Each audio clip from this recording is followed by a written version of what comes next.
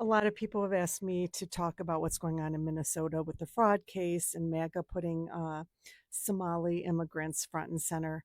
Um, and I've hesitated to talk about it for one reason only. But first, please like, share, comment, because there's some complexities here that we need to talk about. Um, I have made content in the past about COVID fraud and it didn't get many views and people didn't really seem interested in it. What I was trying to convey over and over was how inept Donald Trump's administration was during COVID, how inept their administration was, that they made it so easy for people in America to commit fraud, and people committed fraud in incredible numbers. And what's going on in Minnesota is a very large example, probably the biggest example of this kind of fraud. But let me tell you, it's been happening across the United States almost entirely by American citizens. Okay. Let's go to the Minnesota case. The mastermind in that case was a white American woman. Her and I think it's her boyfriend or husband who got a bunch of kickbacks as well. Um, and she had a bunch of co conspirators who were Somali immigrants. And what they did is what other people have done. They submitted fraudulent documents, they submitted fraudulent tax forms. Um, they pretty much spent their full time just generating and submitting fake documents. And the money that they were defrauding came from the USDA, Trump's USDA. Trump's USDA was supposed to work in conjunction, in coordination with the different states' departments of education. In this case, the Minnesota Department of Education. They're supposed to work together to make sure all this money during COVID went to organizations that were feeding hungry kids. Now, one thing I can tell you, because I'm very aware of how this fraud works, um, they had such an elaborate scheme with so many tentacles, but it was federal investigators, after having local authorities file reports with them, express their concerns, who uncovered all of this fraud. And this was not easy to do. This took months. And these federal investigators, we're talking IRS criminal investigators, we're talking Secret Service investigators, because when it involves wire fraud, it involves the Secret Service and the FBI.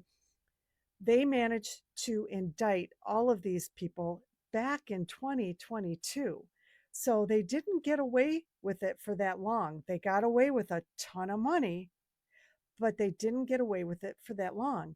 And the case pretty much ended early 2025 in a federal courtroom where they were all found guilty. So why is MAGA and Fox News putting this front and center right now? Because they see an opportunity. There's pigmented people that are immigrants. And anytime they can grab onto that, they don't have to have their base paying attention to the Epstein files, to the plummeting economy, and so much more. This is what's happening. This case is already a done deal. It's already over with. But back to Donald Trump having the most inept administration, not the second one, which is inept, but the first one. Having been privy to what goes on in courtrooms with these criminal cases, the SBA, which oversees the COVID funds, the COVID loans, has an expert get up there and testify to the jurors. And what he or she will do is lay out how the loans were structured to make fraud incredibly easy.